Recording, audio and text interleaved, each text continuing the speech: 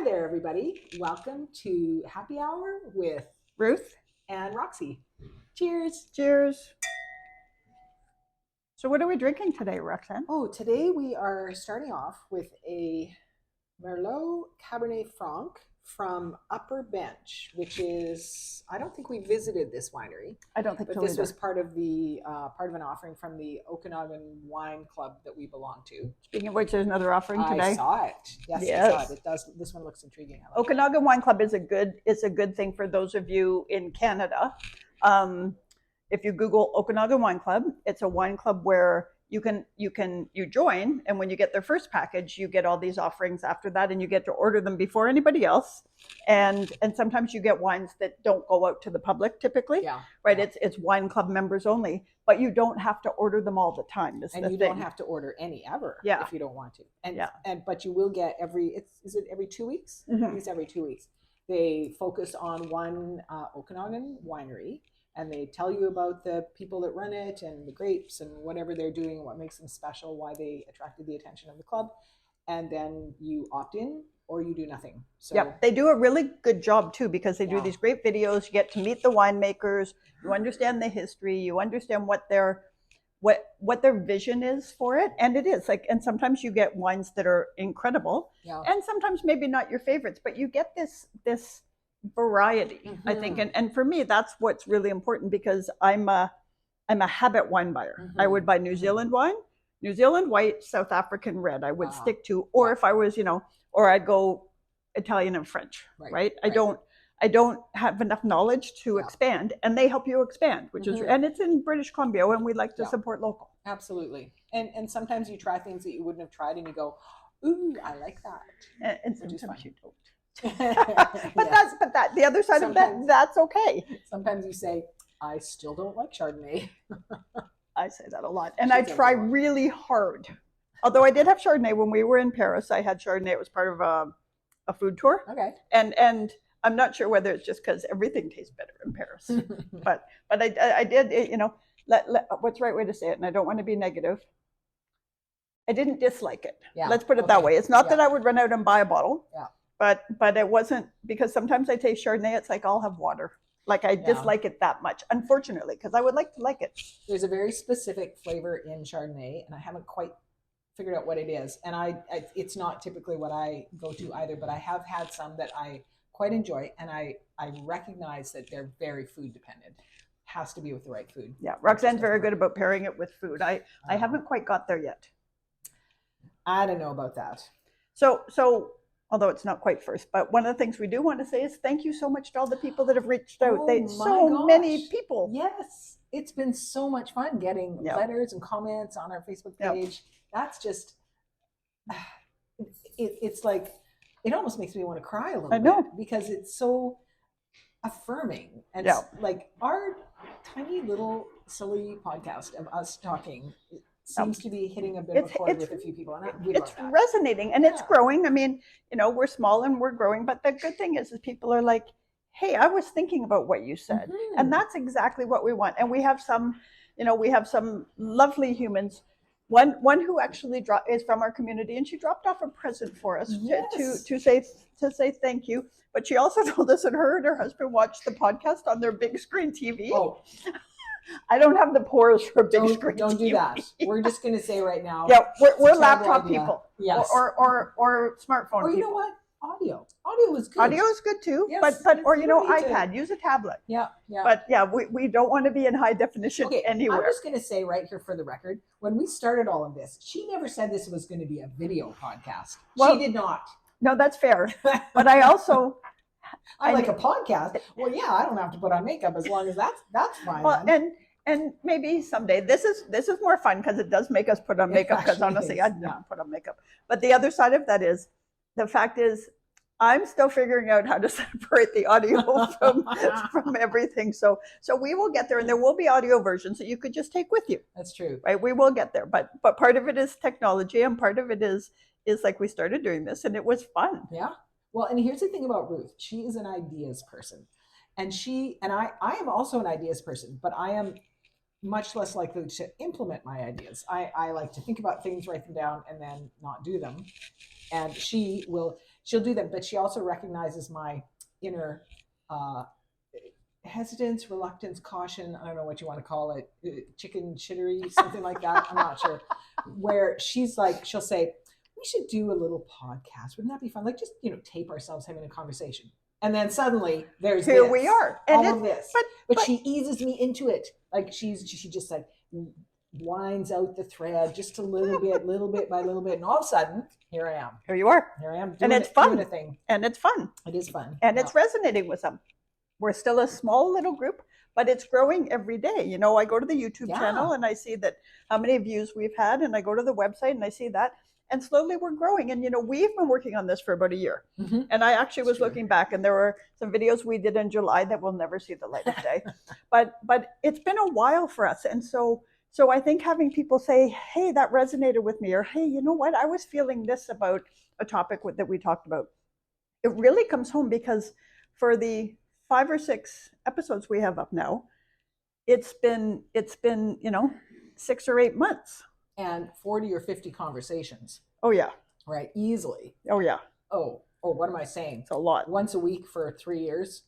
Yeah. Roughly. Well, yeah. Well, that started. That's it. Yeah. It's been started from our early happy hours. It was like, wow, you know what? I think this could be a community, right? We were talking about that. We would like to bring other people into that. Yeah. And how can we do that? Yeah, but it has been. So it's been 3 years in the making. Mm-hmm. It's been between 6 and 8 months of doing things. Work. But speaking of which, here we just have to lean back, because I got 2 new signs that I'm happy about. They may end up just being good for photos and promos and stuff, but I really like them, and I like the on-air one a lot. Absolutely. But yes. So what are we going to talk about today, Roxanne?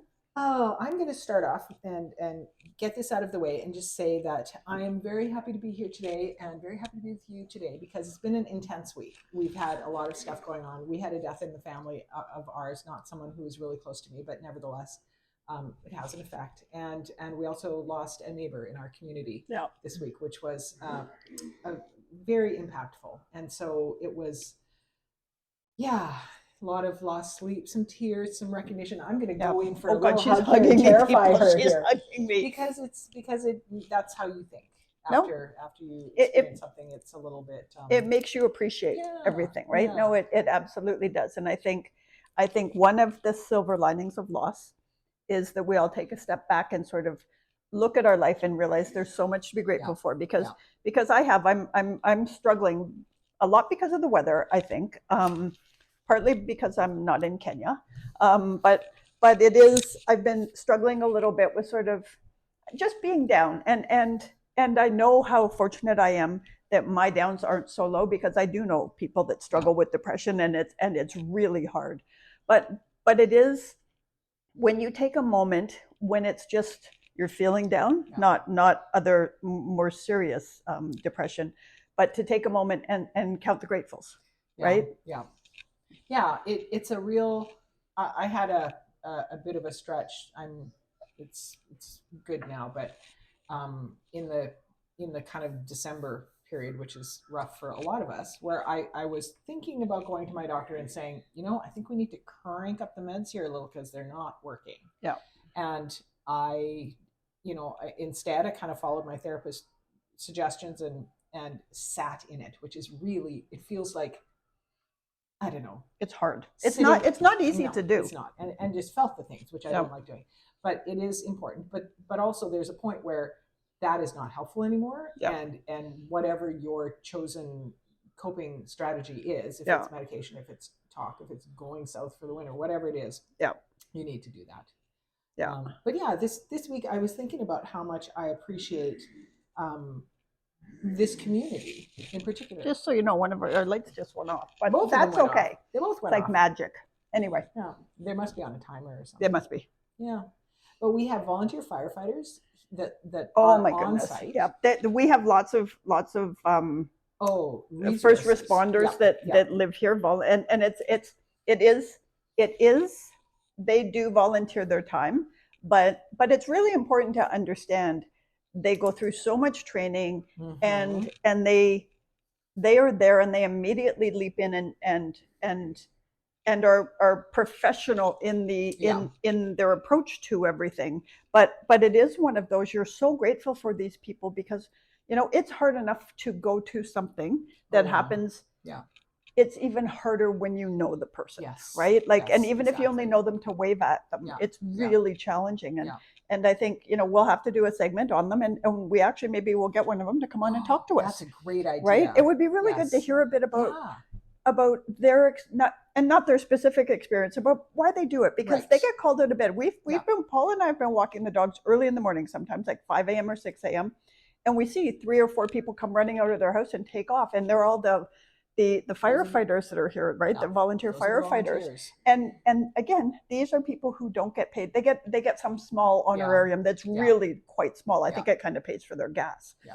But these are people that are ready to go at 2 a.m. or 6 a.m. or 10 at night. I turn my phone off. It goes into airplane mode when I go to bed. And these people do not do that. No, and they're ready, they're ready to go. Yeah, they are. So we will. That would be a good thing to get somebody to come on and just talk about it a little bit of why, because it's such a service to the community. Yeah.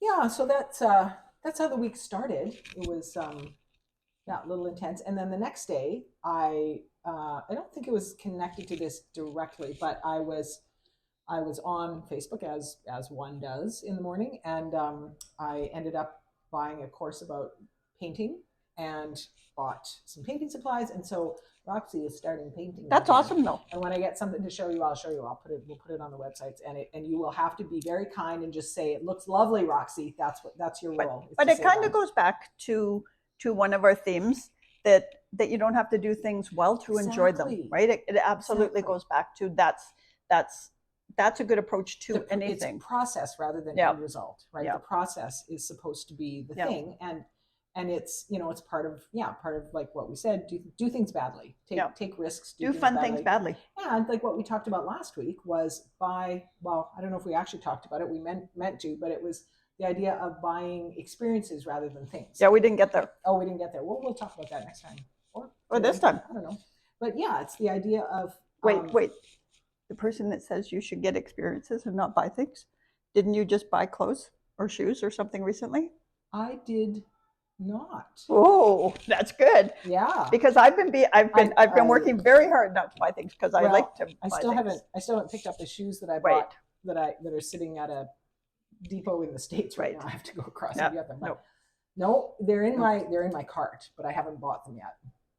So it could happen. Well, and there is, I have to say, so it's called Shoes for the Soul. That's what it's called, which is the sister shop to the clothing store Vibe that we talk about quite a bit. This is from Vibe, just saying. Is that from Vibe? So is this? This is from Vibe. But the person who owns the clothing store Vibe, her sister has a shoe store, and they just got in a whole lot of new spring and summer shoes, and they're pretty. They're too pretty for me because I wear sneakers and flip-flops mostly, unless I have to go to a meeting or something. But they're really pretty looking. Have you been on there? Nope. Nope. I am. There's a whole moratorium. Is that the right word? Yes. On shoe shopping for me because of the shoe closet issue. So yeah, done. And I fully accept it. I accept it. See, she's being zen. I am being zen. Yeah. Okay, so I have something fun. Okay. Ooh, I was messing around online and I found some cat facts. Who here is cat people? I would have cats, except Paul's allergic, so I can't. And we have had lots of cats in our life, except my husband's done with that, and so we've compromised, and I've given in to him. Although I do have to say, so I don't know if any of you are football fans or Taylor Swift fans. So it's this long, complicated story, but Jason Kelce, who is a football star in his own right, went to go see his brother Travis Kelce, who is dating Taylor Swift, play. And Jason Kelce was misbehaving, and when he went into the I'm assuming it's the owner's box at the game and it was in Buffalo, so he's in the opposing team's stadium, and I guess he had maybe had a few beers, and he going in, he said to his wife, whose name I think is Kylie, who is clearly a very smart, lovely woman, he said, "I'm just so you know, the shirt's coming off and I'm going in the stands," and she pretty much tried to shut him down, and he said, "Oh, I'm not asking for permission." And just yesterday, I found a tweet from Kylie, or whatever they call it now, on X. I found Kylie said, I'm going to get a cat. And if anybody says anything to me, my answer is, oh, I'm not asking for permission. Good for her. I love it. But yes, okay, so Roxanne, did you know house cats share 95.6% of their genetic makeup with tigers? Pretty good, right? A lot. That's yeah. Okay, cats walk with both right feet, then both left feet, which camels and giraffes also do. It's true. Yeah. Cats stick their bums in your face as a gesture of friendship, and in this thing it says, we think a cat wrote this fact. So yes, cats can drink seawater because their kidneys are able to filter the salt water out. I did not know that. That's interesting to me. I'm going to check that with my local authority. Yes, we do have to check it, but then I'm thinking, if that's the case, then I bet you there's a bunch of scientists out there trying to figure out what happens with their kidneys so that they could fix it, because the world's running out of water, people. That's interesting, because cats are somehow biologically they're a desert animal, right? Because they don't need a lot of water. Right. Interesting. Yeah, there's other things about their metabolism I can't figure out right now, but. Okay, so cats knock objects over and off edges to test for hidden prey. And see, I think they just do it to irritate us. Oh, they just do it to be assholes. Yeah. Yeah. Okay, so people with cat allergies, Paul, aren't actually allergic to their fur, but to a protein found in the cat's saliva, urine, and dander. That's true. That's true. And so here's another little fact to go along with that. So you guys know, you guys understand that she has a background. She was a vet tech, and they owned a vet clinic, right? A veterinary clinic. So she knows things. I know some things. I've forgotten a lot more. But so people will come into the clinic and say, you know, like, I love my cat. I don't want to get up my cat, but I got to deal with these allergies. And so, you know, we would, whatever, there's strategies about that.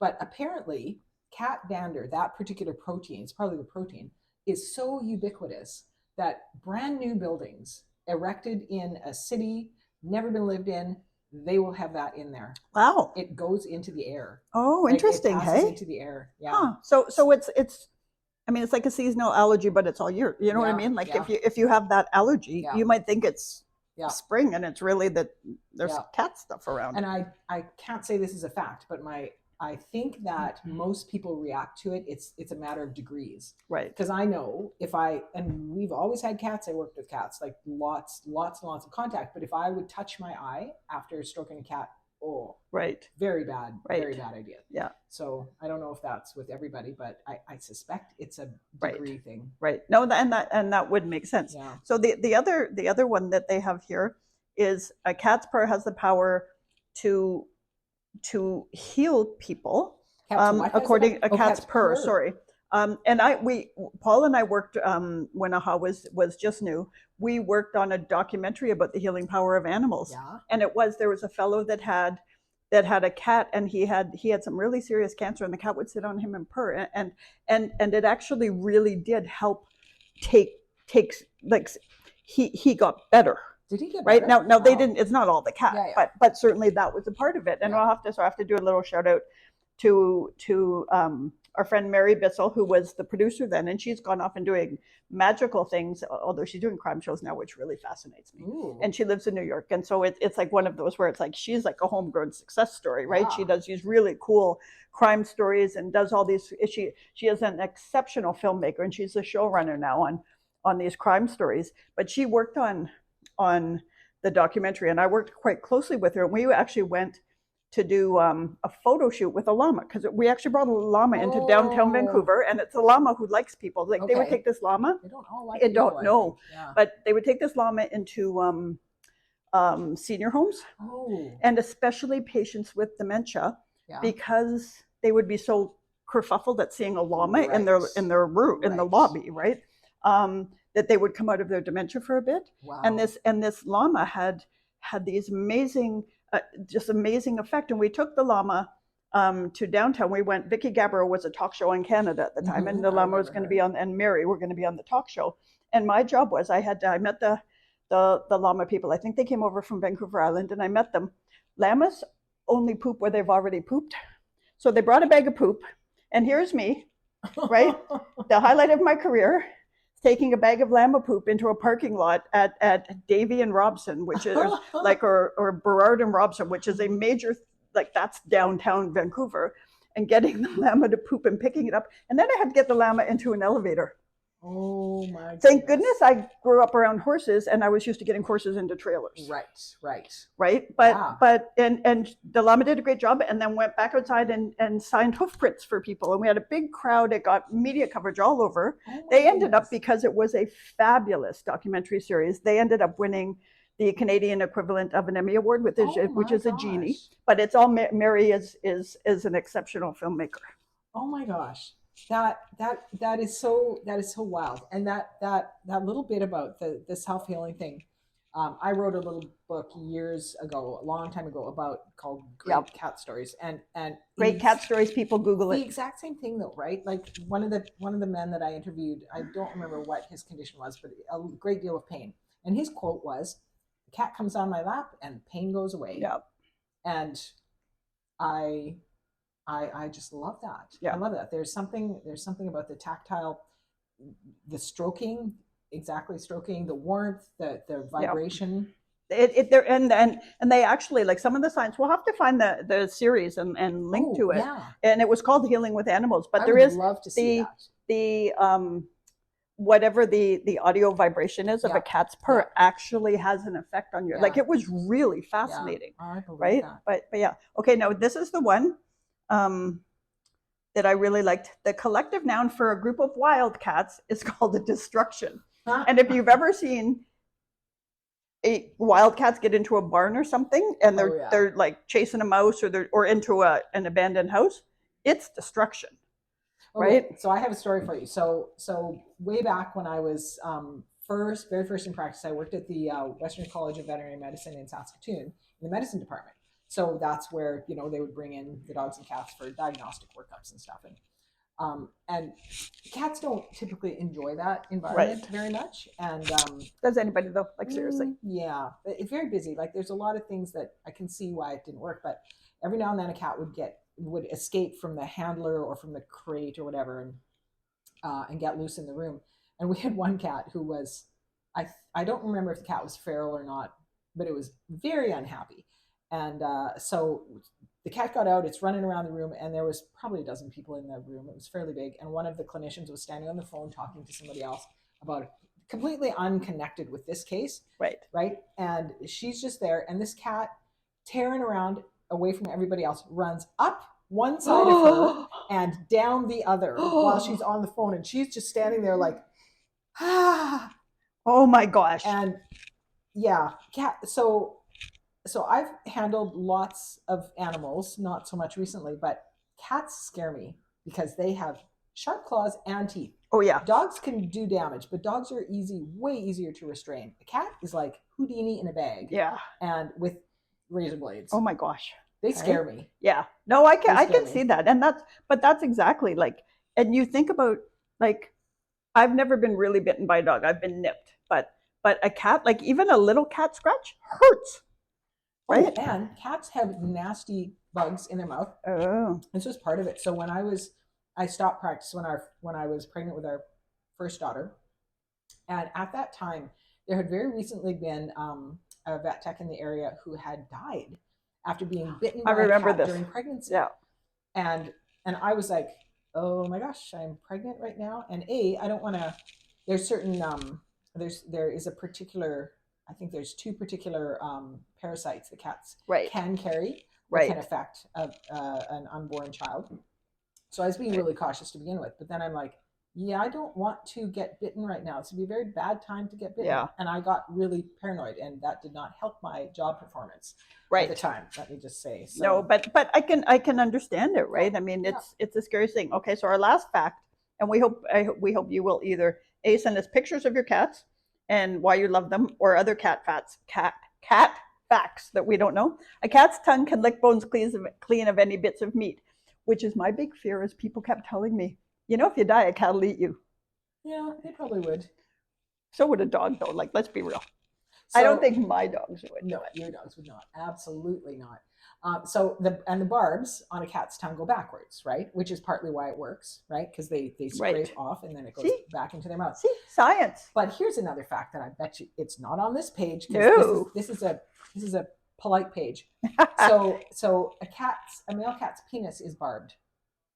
It is barbed like their tongue, and it also goes the opposite direction than you would imagine.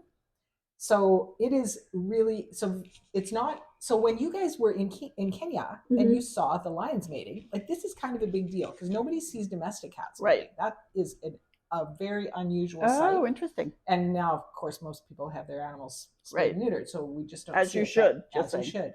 But to see them at it in like just randomly is kind of unusual, and it's very fast and it's very violent. It is very fast and very, I have to say that exactly.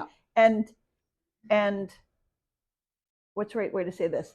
I think there was a reason that the female lion looked very unhappy through the whole process, right? Like, because you could tell it was like she had to be there because nature, right? And except it was mostly like, oh God, just get it over, right? Like it was like you could, and it is like it's it made you shake inside when you saw it, right? It was. We have a video. I'm not going to post it though. we did. I did post it. Paul posted it on his. I think he was actually on Facebook Live when it happened. It might have been. Well, here's my last clavanism that I'll give you on cats and weirdness. But they're called induced ovulators. So you know how dogs come into, anyone with a dog knows your dog comes into season twice a year. You know, you get her spayed and it doesn't happen with cats. If you don't get your pet cat spayed and she's living in the house, you will probably lose your mind because she will continually go into heat until she's bred. Like once they go into season, they just will cycle in and out until they're bred. But they don't ovulate until they've had sex. Oh, wow. They're induced ovulators. Oh, so that's they'll come into season where they can attract a male, but it's that pulling out of the barbed penis that triggers the ovulation. Wow. So she knows stuff, right? It is so weird, but it is so random. Some of this shut up. I don't know. You're not making it up. I think it's pretty I'm pretty sure sharks have 2 penises, and I think that's all I know. But we'll check that. We have to fact check. And just so you know, when everybody sees me writing down, it's because we now are trying hard to do show notes. Yeah. And somebody at the table forgets to take notes. But so I'm just doing it. The person who writes the show notes never takes show notes. It's okay. I like writing things down. It makes me happy. I do too. And then afterwards, I'm like, what? But why? What does that mean? What? I don't remember why I said that. Okay, so the other thing, and I will have to get some notes. That's a lot about cats. It was a lot about cats, but we do. Okay, so the other thing, please tell us about your cats. Yes. Please send us photos of your cats and let us know if it's okay to share them on our Facebook page. Like, make sure you give us absolute, say you can share this on Facebook so we know it's okay, because we are never going to share anything we don't have permission to share. But please do, because we would like to know. And if you're a dog person, send us your dogs too. We like dogs too. Yeah. Next episode we'll have dog we facts. Can talk about dogs. Yeah. Yeah, we'll have some dog facts.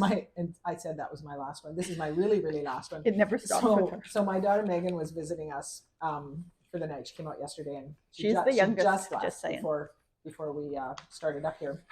She had to go home because she has to give. So her 2 cats are called Chandler and Phoebe. Call back to anyone else who's a Friends fan. And she got Chandler first, and she got Phoebe about 6 months later because Chandler was lonely. Aww. And when she brought Phoebe, I was there when she brought Phoebe and got her home and got her out. And I remember it as Chandler loved Phoebe from the beginning. And however many years later it is, we've adjusted that a little bit to be that Chandler is obsessed with Phoebe. Oh. And Meg says now that they get into some pretty big fights. So Chandler is now on medication. So she had to go home so that she wouldn't miss giving Chandler his medication to kind of like his calming medication. Because here's the thing. They do love each other. They sleep together. They groom each other. They lick each other. But Phoebe lacks whatever, this is Megan's words, she does not catch the clues when Chandler's getting annoyed. So his tail will start twitching. His ears will go back, and she's still like, and then eventually he loses it and he takes a round out of her, and she's very upset. And then eventually they make up, and then it starts over. It sounds like a classic dysfunctional marriage. Yep. Kind of abusive, and someone needs to, But but they actually do. But that's just it. But the other thing is, it also sounds, and certainly chemistry is involved, is everybody's got that friend when they've had too much to drink that becomes really annoying and doesn't get the signs that you're being annoyed. I mean, we've all got that friend. Yeah. Right. So my sister Beverly, who knows all the things and is always finding these really great newsletters and information openings. It's like the Matrix with her. She sent me a newsletter, and it was called It's called The Curiosity Chronicle, and by Sahil Bloom, and we will put a link in the show notes. But it's called the Persuasion Paradox, and I was thinking about this because quite often the persuasion paradox. The Persuasion Paradox is part of the newsletter this week that the came out. Curiosity Chronicles. Yeah, the Curiosity Chronicles, and because we do a lot of issues and crisis work, and even when we're doing straight up communications, and even when we're just doing it with each other, right? It's like.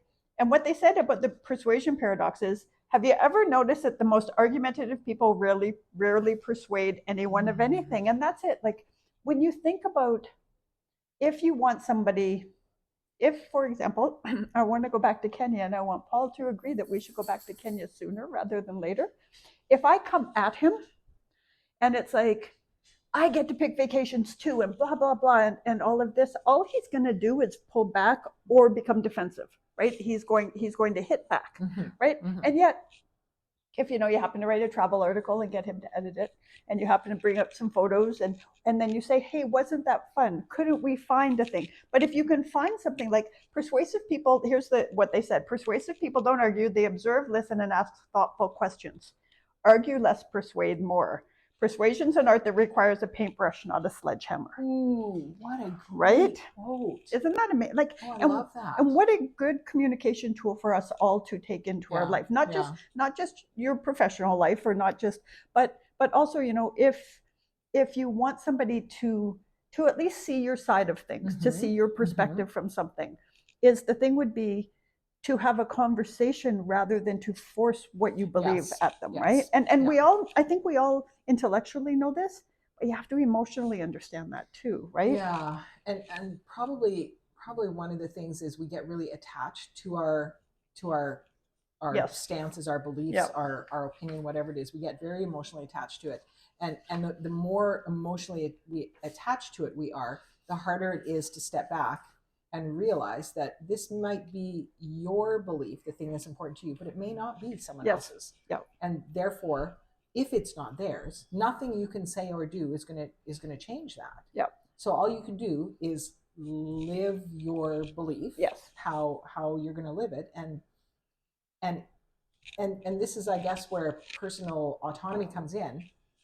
It's not your business whether or not someone else changes their belief. But that's just it. And I think you have to live your truth. And even if, when somebody comes, they could come with a very persuasive argument. I mean, honestly, people could come and tell me a whole bunch of things about why Chardonnay is good, and I believe them.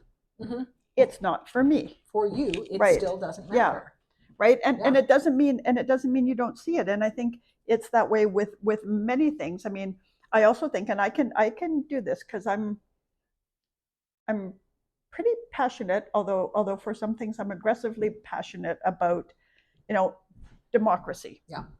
I am absolutely passionate about making sure everybody has a right to vote, to love who they love, to do things. But this made me stop and think how many opportunities I've missed to maybe persuade somebody because I came at them. Oh, yeah. Right? Okay. Because my response is, if you don't think everybody has the right to love who they love and be with who they love, you can go screw yourself. Right? And I will always believe that. But maybe what I need to do is understand what their fear is. Yeah. What they don't know. Right? Or perhaps what they know that's wrong. Yeah. That's in error, that's inaccurate. Yeah. And it really made me see, and our friend Della is very good at, she's in the room a lot with some incredibly high profile, smart people.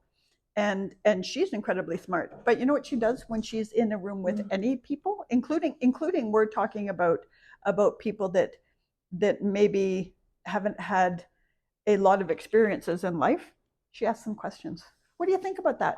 Something happens in the news. She's so good, right? And she's a newer friend to me. I think I was introduced to her maybe a year and a half, 2 years ago. I'm not sure.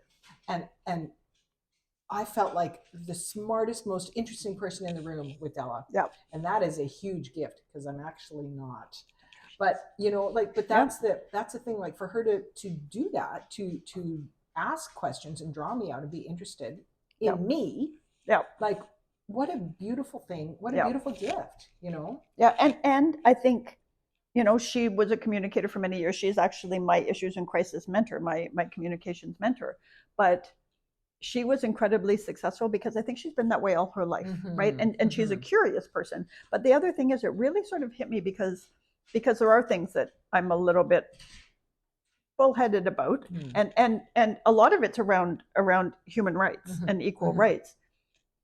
But I might be doing more damage than good by not being a bit gentler, because maybe somebody is parroting something and they've never actually dug a bit deeper. So maybe I could persuade them not to change their mind in a moment, because that's not going to happen, but to think about it a bit deeper, right? And I think that this one really hit me. And I think if you want change to happen, if you come in and you push your way, if you push your whatever your thing, what's going to happen is at some point there's going to be a weak link, and people are going to fight back. But if you can show them that it's in the greater good, or it's everybody wants to know what's in it for them. It's human nature. But if you can show them that it actually is in their best interest, for maybe it's not for the reasons they want it to be, but for other reasons. But it really, like, that really was something that smacked me, where it was just like, wow, I think I've been this champion and this ally,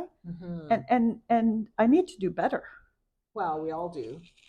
But that's, I think you touched on an important thing there, is to see that every strong belief, especially the things that maybe we do get bullheaded about, is based on a need of some kind, right? Or a fear. Or a fear. Yeah, exactly. So until we know what that fear is, and what it is that they're reacting so strongly to, or what it is that they so deeply desire, there will be no movement, right? Yeah, and you can't find common ground. You can't find common ground because we all get stuck. We all get stuck, right? and our walls go up, and the defenses are so high that we can't have that conversation. So to be able to disarm someone like Della does, right, is to just ask questions and find out and discover those commonalities, because we all have more in common than we have as differences, and if we can ask enough questions to get through to that, what is that base thing that we both agree on, that we both believe so strongly, that is connected to both of these beliefs? It's connected. Even thinking about, you know, people who have really strong religious beliefs, or people that are not strongly religious, at the core of it is, and I'm thinking, you know, especially in families where maybe people have grown away from the faith of their childhood, at the core of it, everyone wants what's best for the other person. Like, there's still love at the base of it. And until you can kind of get down there and say, you know what, I love you enough, you can believe what you believe, I'll believe what I believe. It's not, and there's still love, and there can still be love. And we can still respect each other and be different. But you know, it's an interesting thing, and I think it goes back to what we talked about last week, which was how language is important. And I think, you know, Paul and I have had conversations where we don't have the same likes or interest in things. And what I now will say, because we found a way, is like, wow, this is a really great wine for me, or this is a really, like going back to Kenya, is a really great idea for me. I hope it's one for him. But instead of trying to, if not him, it's me. Oh, you're coming. There's he just walked by and laughed. But you're for sure you're coming. We need to talk. But it's one of those, and with other people, you know, often I have friends who hike a lot. I am not a hiker, and they're like, it was the best hike ever. And I always say, it was the best hike ever for you. For me, that would be torture, right? It's like, whereas for me, working out in the virtual reality, or you know, doing something else, right?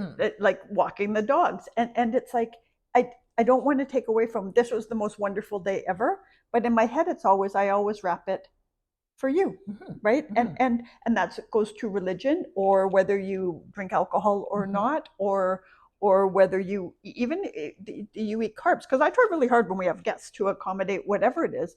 But when, you know, you're really accommodating. I'm like, here's what's for dinner. But enjoy. But even if you come in here, and I have to say that I'm exaggerating, but you know, somebody comes in and they don't they're carb free, right? They're doing a keto or a paleo or thing, and it's like, and they say bagels are evil. Now I would say this out loud for you, right? Because I'm sorry, but I'll live with 10, 20 extra pounds for bagels. But yes. but like I think once if we all step away, and it kind of goes back to the persuasive thing. Like, there are things where you don't get to say it's okay, right? You don't get to say anybody that doesn't look like us is not is lesser than. But I think there are lots of things in the world where you can say, you know what, that's great for you. And you don't have to say the for you part, but you can think it in your head, right? Like it's certainly an interesting thing of figuring out what works and what doesn't work within the context of conversation, right? Well, and you never know where someone else is on their personal journey too, right? So it could be that someone is not in a hiking place in their life right now, right? But maybe at some point they will. You'll never be a hiker. That doesn't matter. But whatever it is, it could be that you have a health scare that changes right. No, absolutely. Or something else happens and you're like, oh, I need to do this thing that I've never done before, and suddenly it grabs them and they love it, right? Well, and cooking is another one. Like, I've seen people that say they don't cook, Roxanne, and then you cook these magnificent things, right? I don't cook the way you cook, but yeah. No, but I don't cook recreationally. So you cook recreationally. Right. That's a fair way. That's my hobby. It's your hobby. You love it. And for me, I'm like, I will, I mean, you entertain, I feed people, and I'm But you feed them well. Well, when I and holy man, the bread. There's a lot and the focaccia. So my husband goes to Costco the other day and he buys a Costco sized container of Kraft KD shaker. You know that? Oh yeah, that's awesome. That makes me happy. And the reason he bought it was he wanted to. I got to get video of this. This would be great. You need to then. I think I actually do because so our middle daughter's partner is a trained chef, and he thinks that for us to have Kraft Parmesan cheese, the grated Kraft Parmesan cheese, is just like a blight on humanity. He wants the real good stuff. Right. So anyway, so Ray gets this Kraft shaker and he dumps them out, and then he takes a credit card on a mirror and he separates out a bunch of lines, and then he takes a $20 bill and he videos. Is that why he bought it? That's why he bought it. That's so funny. Now he's going to keep it, and he will boil up pasta and put this stuff on it. He just will. I know he will. Oh, okay, but the other side of that, if you actually use Kraft dinner and you put more of that stuff in it, it's way much better. I mean, I have 3 kids raised on Kraft dinner, so I can't say a thing. And Kraft dinner is good comfort food. Oh, it's such good comfort food. Like, come on, man. Yeah. So anyway, that's okay. I love Ray, but that makes me love him even more. I think that's hilarious. You do need to get to get Ray to did he send the picture to him? I think he did. Yes. Okay, then you have to put the picture up. And then he tried to send the container of Kraft stuff home with Megan, and I don't think she took it, but I mean, whatever. All our kids eat like that. So well, and it's comfort food, but I think that's really good. That's really good. I derail our conversations a lot. You notice? Yeah, but that's okay. I see. So I watch MSNBC in the morning, and it's Morning Joe, and there's Joe Scarborough, and there's his wife Mika. I'm gonna forget her last name, Brez something, and that's terrible because I love her, but she's the one that brings everybody back in because she's got the producer in her ear going, you got 3 seconds, you have 3 seconds, blah, blah, blah. And that's kind of me, right? I'm like, okay, we're coming back here. Okay, but I do have to say something, and I think this might be a thing. So I was on Instagram today because one of our Kenyan guides is on Instagram, and he talks to me and he shows me pictures of rhinos and stuff. And it's really amazing. And I will put a link to his Instagram because you should follow him because he is incredibly knowledgeable, and he shows me things like about because he lives in, he's a guide in a place where it's the biggest rhinoceros conservancy in Kenya. And it's actually the place where the last living, I'm going to get it wrong, the white or the black ones, the last 2 females are there. And I forget whether, but now I'm forgetting what I was about to say. Dang, it was really important too. Yeah, so Instagram. Oh yeah, so I'm on Instagram, and because I always go to see, because Kenya's like 10 hours ahead, what he's been up to while I was sleeping. And then Jamie Lee Curtis went by, right? Like on Instagram, a post, right? And then it was like, she'd be a good podcast guest. So I messaged her. No. Yes. And I just said, hey, you know what? You were such a supporter and celebrator of people and women especially, and you've taught me so much about how to celebrate the successes of others. I'd like you, if you could come. And I said, I also know nobody might ever answer this, and I understand that, and I will never hold it against you because I love you. Yeah. But it's like, you want to come? And so what I'm going to do once a month, maybe, because once a week might be too much, and all of a sudden Hollywood might be, she's nuts. And you know what? You actually have a day job. Yeah, I do, but I can message a lot of She people. doesn't sleep very much. But I can message a lot of people. But it was like, wouldn't it be great if somebody who has that much influence to lift people up, if we could ask them how they got there? Oh my right? goodness. Okay, so just so you guys know, we don't really script this. We have a few notes before we start, but shocking. This might shock you, I know. Most of this is pretty spontaneous. But here's where this leads in. So last night when our daughter was over, she said, let's watch a movie. Or we were talking and she says, just like what's it called? Everything, Everywhere, All at Once. The movie that just won all the Academy Awards. Yep. Jamie Lee Curtis got Best Supporting Actress in that movie. So we watched it last night, and it is wild. Yeah. It is wildly weird. And also I was crying at the end of it because it's so many things. I won't describe it a whole lot. It's a science fiction, crazy fantasy story of a Chinese immigrant couple who has to deal with a villain from the multiverse. It's taken over her world. But it's also a mother-daughter story. I'm there with my daughter.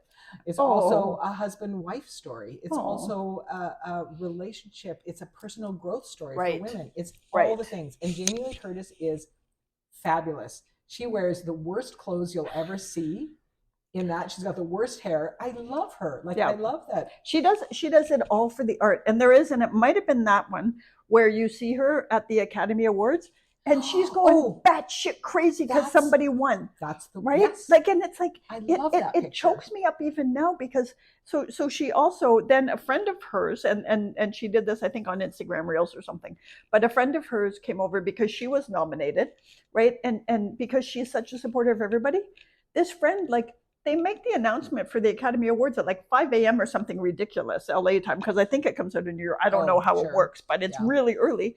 And this friend was texting her, it's hi, I'm at your door and I have croissants and things, right? Because she wanted to be there when the announcements came for good or for support. And it was that's how we ought to be, man. Absolutely. Right? So she was also Jamie Lee Curtis, and I can't remember, I'm trying to remember who it was that she was cheering on at, because I know exactly the picture you're talking about. It's so awesome. She was in a series called The Bear. Have you seen that one? No, that's on my list now. That's my next one. So I'm going to watch. You about that one. Yes. That one is fantastic. We watched that one too, and it is about a chef. It's a chef, and it's about running a restaurant. And there's a meaning behind the title of it all and everything. And anyway, Jamie Lee Curtis plays the mother of this young chef and his brothers. And she is, I can't remember if they actually say what's going on with her, but I would guess from her behavior that she's probably got bipolar disorder or something.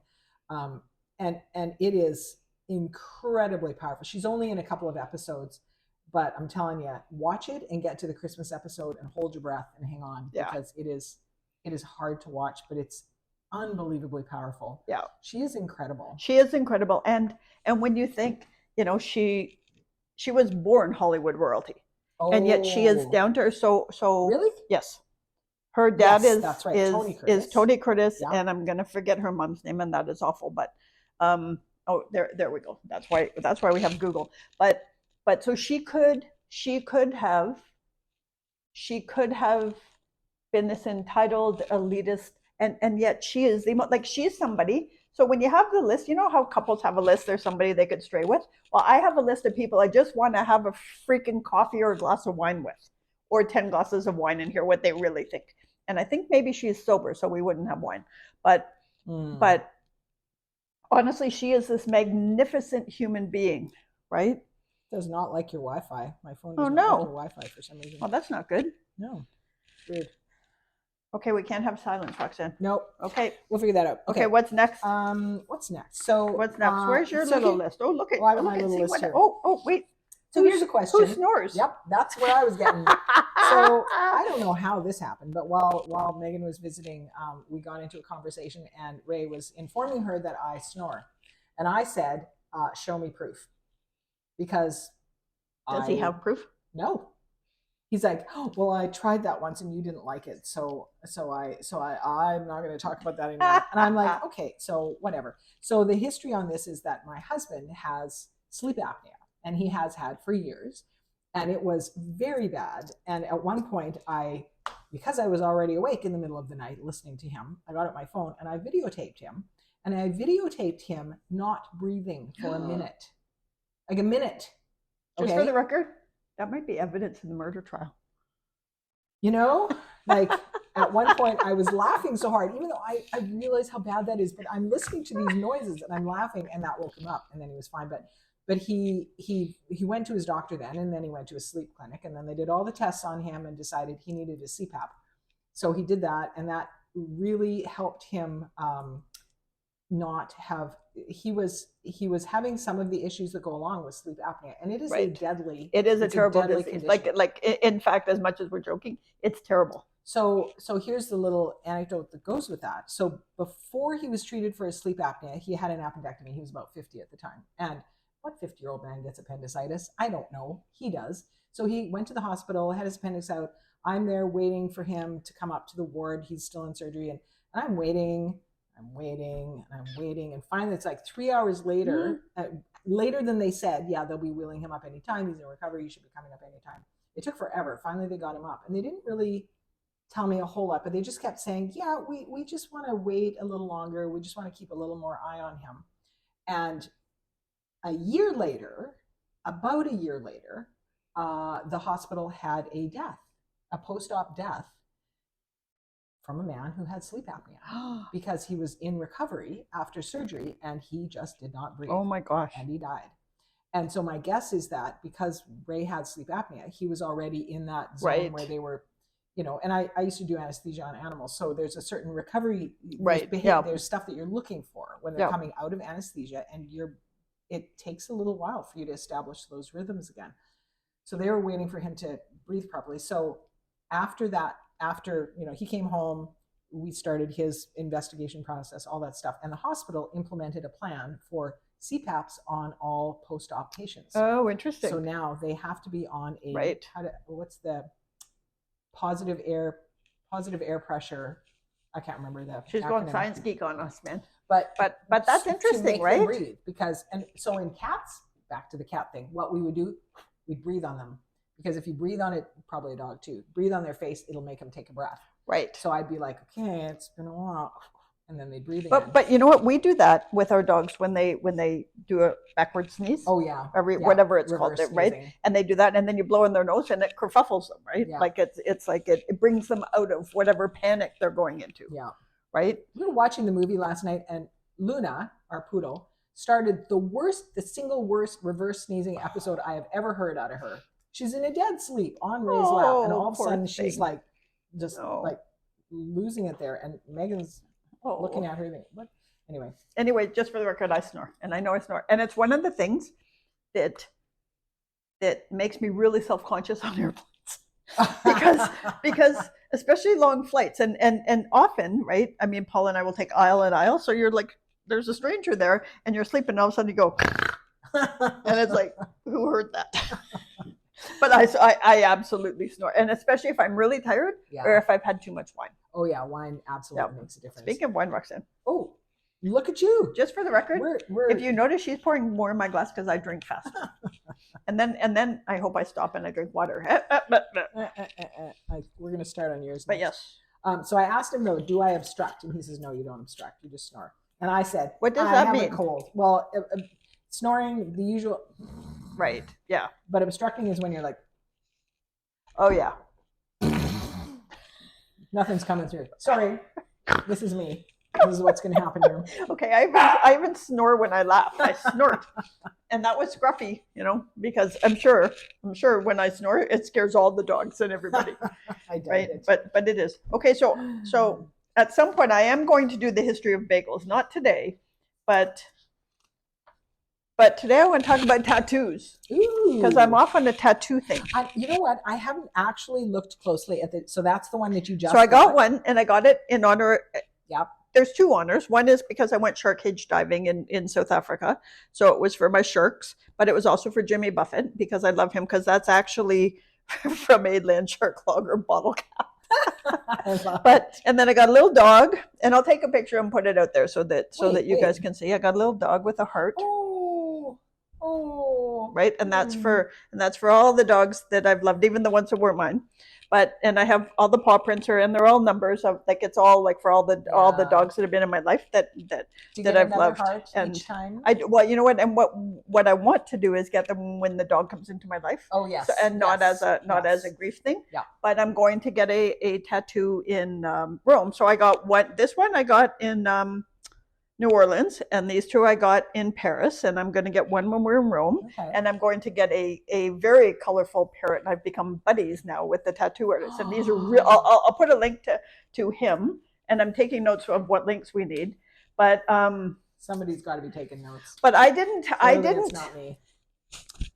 I wasn't against tattoos, but I wasn't interested for a long time. Okay. And then Paul and I were sitting in New Orleans, and I was thinking about all the dogs, and perhaps I had a beer or two, and I was just thinking about it, and it's like I wanted to because I think probably one of the things in my brand is how much I love dogs, right? Is everybody who knows me knows how much I would love cats too, except we can't have them, but it was like I wanted to somehow honor it. And so we went, and I had this really great conversation with the tattoo artist beforehand because I wanted to know his values because I think you carry a piece of your tattoo artist with you, right? And we had this really great conversation, and he did this, and we talked about the dogs. But I can also, when I first got even just my little paw prints, which is nothing, seriously, right? It's nothing. I can remember being with, I'm not going to say who or even the position, but it was a very high profile, very responsible person in a very, very powerful position. And I went into the meeting and I pulled my sleeves down, right? But I'm used to, like, I'm a roll up. And so when we were talking, I did, and I went to pull my sleeves down. And this person said to me, "It's okay, Ruth, I have tattoos." Right?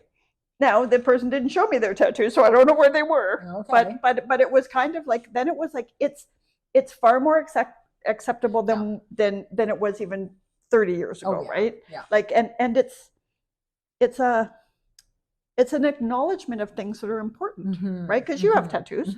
Yeah, I got one. That's the one I can show you right now. And then I have some. The other one's on her bum. Nope, don't have one there. I have a couple on my shoulder, and I have one on my ankle. And so, does Ray have tattoos? He does. So he's not a tattoo person, but for our, it's either our 20th or our 25th, he's gonna. Well, if he ever watches this, then he'll know. He can correct me. He said this was his gift to me. He's like, I will go and get tattoos with you. Like we'll go and get matching tattoos. That's so cute. Yeah. So we went. So we drew up a thing. Oh, you know what? I could probably check. It probably says what it is. Just a little thing that says R&R, and which is really funny because now it's Ruth and Roxy. It's Ruth and Roxy. And I can't remember if we put the date on it or not. We were going to, and then a few things that are connected for us. It's like seashells for our favorite places, and there's a couple other things that are Oh, that's awesome. Yeah, so he got one on his shoulder, I got one on my ankle, and they don't match perfectly, but they kind of they're complementary. Similar. Yeah. And then I'm trying to think, I think the first tattoo I got was when our oldest daughter graduated university, and she was going for her first tattoo. And she's like, "Mom, let's go together." Oh, that's awesome. So we each picked a quote from our favorite book, which is The Poisonwood Bible by Barbara Kingsolver. And mine says, this is it. And if I were to do it again, I would make it much shorter because words on a tattoo tend to kind of blur out with time. It says, "Listen, to live is to be marked, to change, to acquire the words of a story. That's great. And the only word that shows when I have a sleeveless top on is story. That's awesome. I love that. That's awesome. I just love that. That's really cool. And then I've gotten one with our youngest daughter when she finished university. I got one with her too. And then our middle daughter has totally frozen me out here. She's got her own tattoos. They didn't happen with me. So I don't know. I'll get a tattoo with you. Okay. You could get a tattoo with me in Rome. Yes. Let's talk. Wait, we will talk, but you're supposed to go I somewhere think I'm that gonna be day. in Pompeii that day. No, I'm going to Pompeii Are now you coming too. to Pompeii with us? They're going to be at the Vatican. I've been to the Vatican 3 times. I'm not going to the Vatican. I'm not Catholic. I don't need to go to the Vatican. We'll talk. I've We gotta get will a talk. tattoo. Oh, my husband was just losing. Okay, so let's see, where are we with time? Because we are getting feedback that these are a little long, and we Are don't want we? them to be too long. Woo. But we also don't want them, because honestly, I keep going back to this. My favorite podcasts are all like 20 minutes or 30 minutes, and they're Yeah. too short. Yeah. Right? But okay, what else do we? So we're all going for dinner tonight with We are. lovely people in the community, and the person who's making the dinner is a chef. And he's like He's run magnificent. restaurants, Yeah. and he is amazing. So wait a second. Yeah. So We're still good, right? We are still. oh, yeah, What time we've is got it? lots We're of time. lots of time. It's not even 5 yet. Okay, that's so. good, because we have to walk dogs and do things. But we would like to hear about your tattoos. We want to hear about your cats. Mhm. I'd like to hear. I would really like to hear about your approach to persuasiveness, and Ooh, I yeah, don't mean like, yeah. because I don't mean like, sometimes you get somebody who's trying to sell you something and make you believe something that's not true. I'm not talking about that. No. I'm talking about when you really want somebody to see your perspective, right? And not to force it on them, but so that they get it, right? Like if we, and I think a very good example of that is my love for Africa, because I have persuaded you that it might be interesting, right? Like, you know what I mean? Because, but also because I didn't try to make you like it. No, I just told you how much I liked it. I have. That's been, to me, that is like one of those things that is so. I've read lots. I've seen lots of movies. Africa fascinates me. The idea of going to Africa has never ever been in the realm of possibility for me. That's just like, well, other people go to Africa, not me. I don't know why I think that, but that's just how I think. But let's dig into that a bit, because Okay. I think, and the only reason we initially went to Africa was because I was reading a book by Martha Beck, and we will link to it, called, dang, it's a wild way or something like that. I will. You keep looking, but you can't. The server stopped responding. It doesn't like you. Why. Wait, finding your way in a wild way. Anyway, it's Martha Beck. We'll put a link up. And I read about it, and she went to this place called Londolozi, which is in South Africa. Oh. And then in the same book, she went to, I don't know if she went to Uganda or Rwanda, but she went to see the gorillas. And I read that book, and Paul and I were sitting in our hot tub. We lived somewhere else then, and I was like, we're going there. And honestly, his reaction was like, how do you think we're going there? Like, we can't afford that, right? Like, it was, and this is, well, it was 10 years ago we went to Londolozi, maybe 15 years. And it was like, I don't care, I'm going to figure it out. So we ended up getting Londolozi as a client.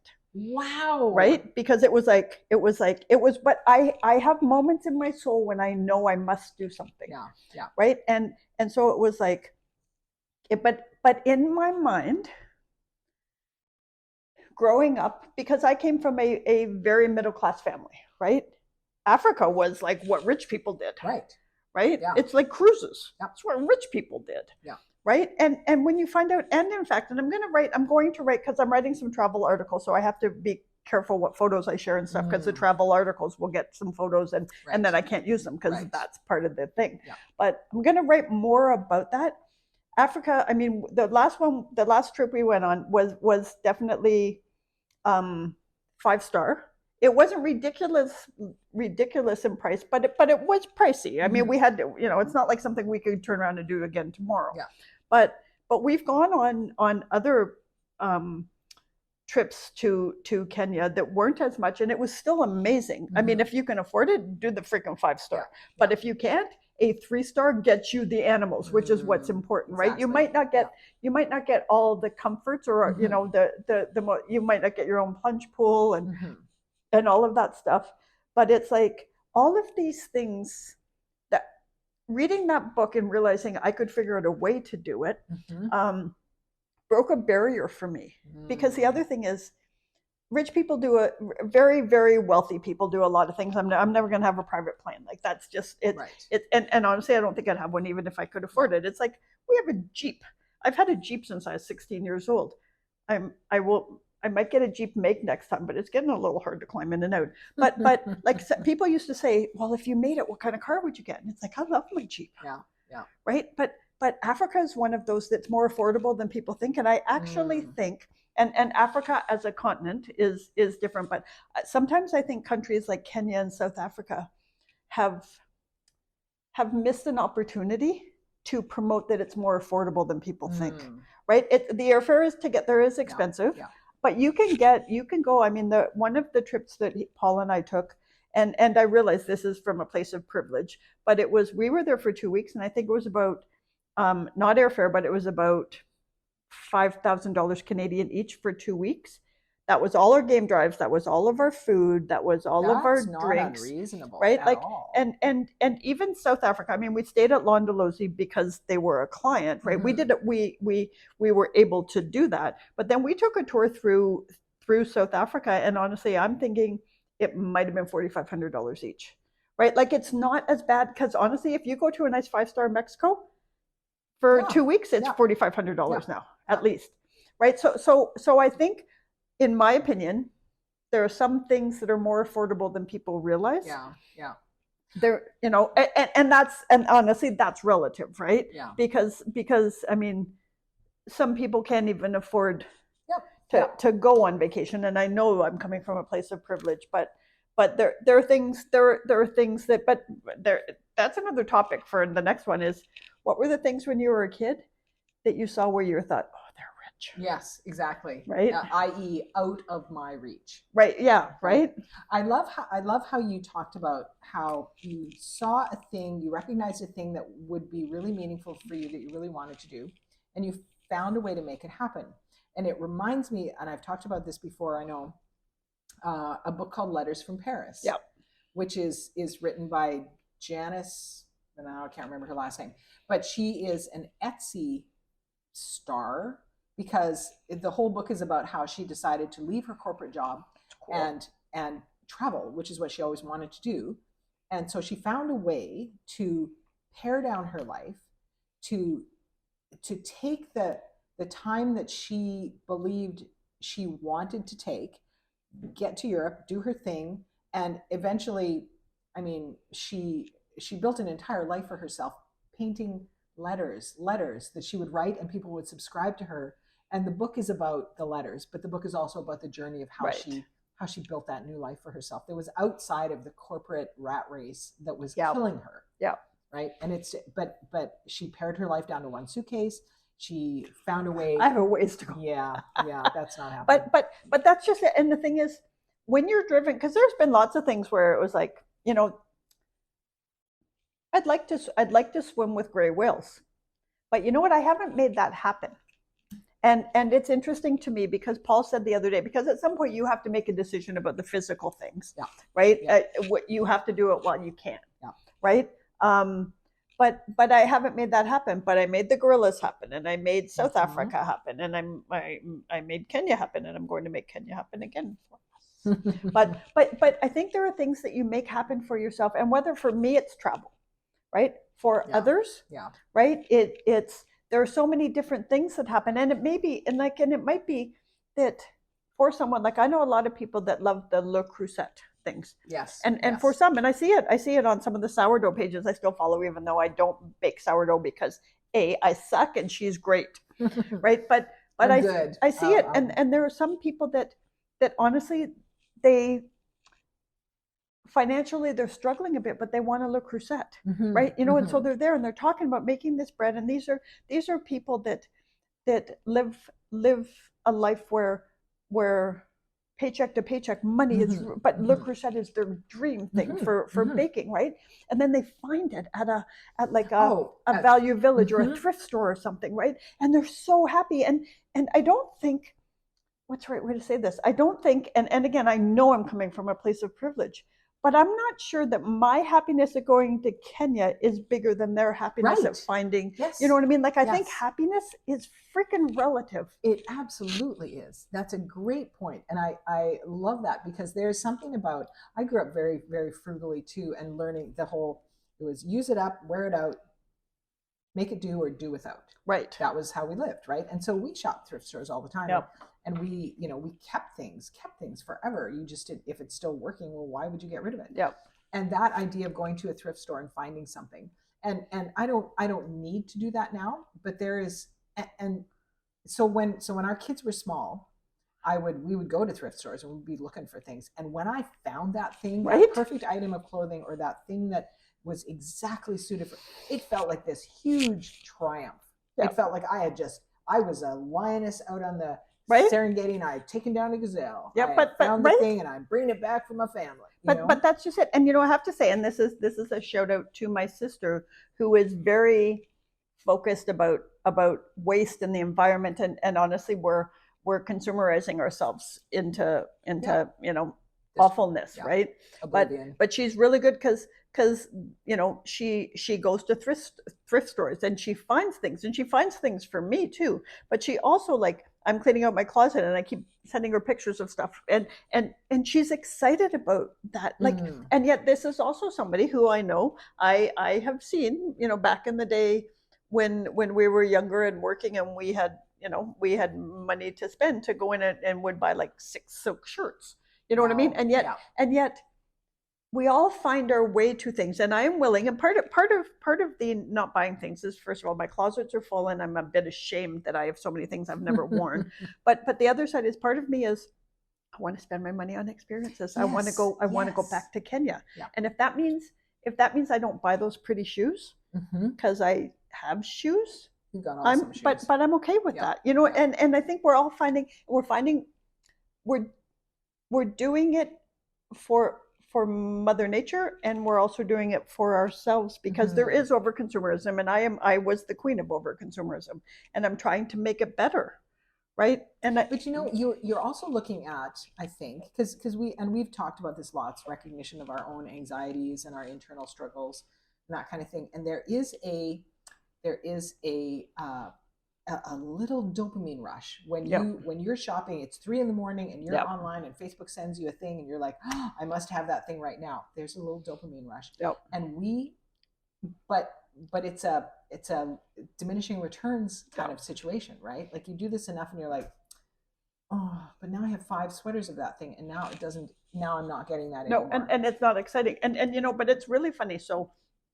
So I have that conversation with myself all the time, and now I've started I give myself a little check when I work out.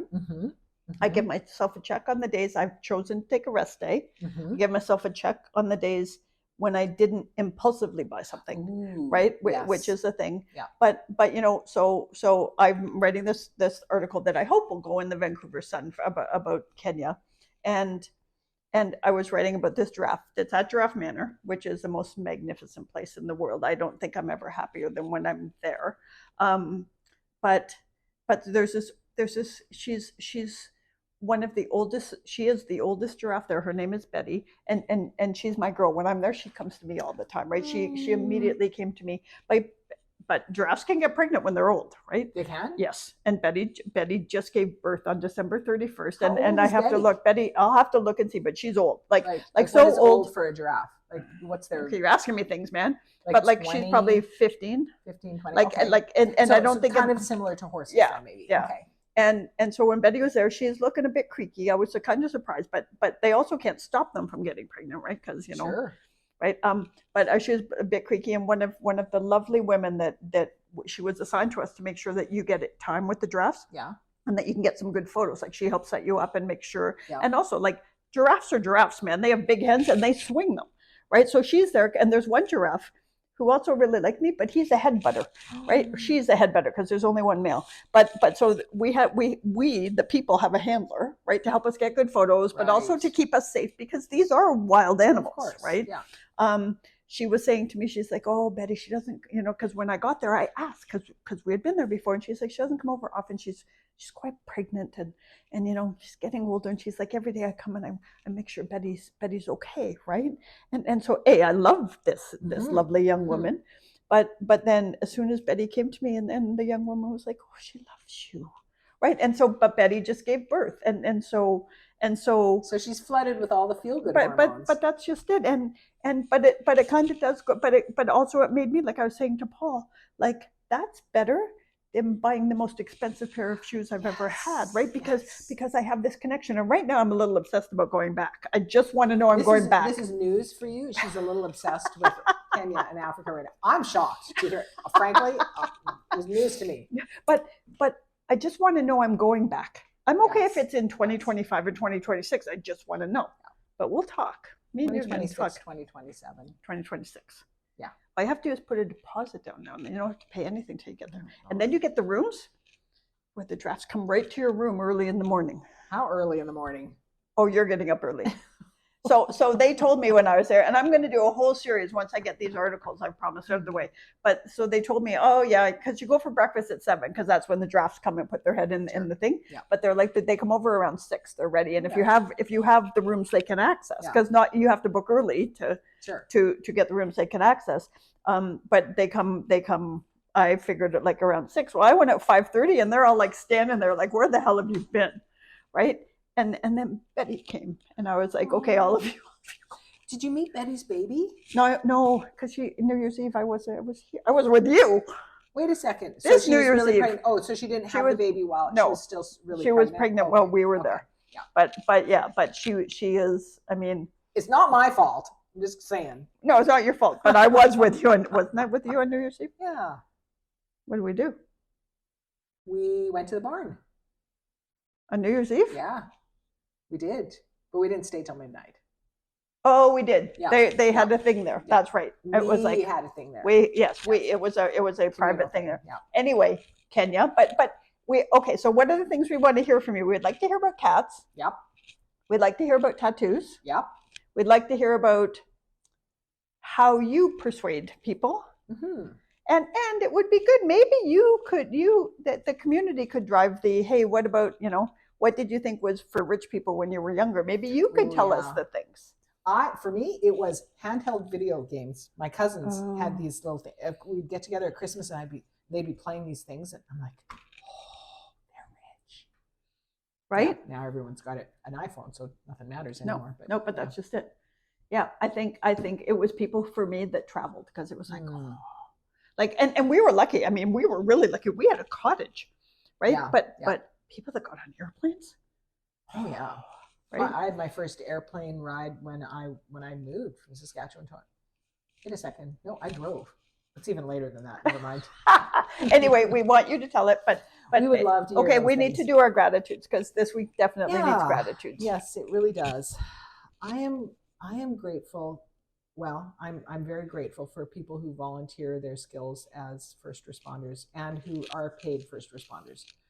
Yeah, that is a big thing. I'm grateful for connections where people can feel okay to let down those barriers and be in a position of intimacy that is, when you're with someone who is in extremis, in some kind of deeply grief or trauma traumas, and you're able to connect with them and support them, it's a beautiful and heavy thing, but it is beautiful, and it's something really to honor.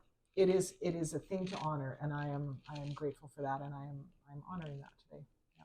No, that's good. I am grateful for you, and you're letting me lead you down the garden path to Africa. I'm grateful that Betty had a healthy baby, and I will find out more, and I'll do a blog post on Betty for sure, because I love her. And I'm grateful for all of the feedback and the support we've been getting, because I know we're we keep improving and doing things, but you have no idea how much it means when you support us in email, and you also have to go put your books on the YouTube channel, at least a link to that. But you know what? Somebody, but I will. Yeah, but you have no idea what it means for us to hear. There's this little idea that maybe we could build a community is resonating, and you know, it's resonating with a small group, and we're going to grow bigger, but we want to keep it feeling like it is right now. You guys are the energy. You're the energy Yeah. that makes this work. You're the Yeah. wind beneath our wings. Well, that and wine. You and wine. Yes, I mean, come on, exactly. let's be real. But you know what? I hope you have a really great weekend and a great next week. And what do we want? More happy hours. Less bullshit. Talk to you soon. See you soon. Bye.